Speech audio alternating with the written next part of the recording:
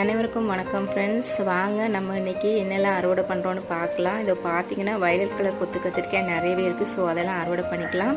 நான் 2 நாள் அறுவடை பண்ணலைங்க. முத்தினது ஒரு 2-3 பாருங்கள் காஞ்சிடுச்சு விதையாது. ஸோ நான் அதை கட் பண்ணிவிட்டு அப்படியே நான் அந்த பக்கெட்லேயே போட்டுட்டேங்க. இப்போ பாருங்கள் பச்சை கலர் கத்திரிக்காய் 2 இருக்குது. ஸோ அதையும் அறுவடை பண்ணிக்கலாங்க. அப்படி பார்த்திங்கன்னா ஒயிட் கலர் ஒன்று இருக்குது. ஸோ அதையும் அறுவடை பண்ணிக்கலாம்.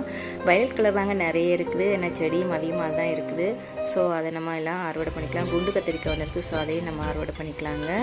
வாங்க அப்படியே செரி டொமேட்டோ கொஞ்சம் இருக்குதுங்க. அணில் சாப்பிட்டு மீதி இருக்கிறத நம்ம அறுவடை பண்ணிக்கலாங்க.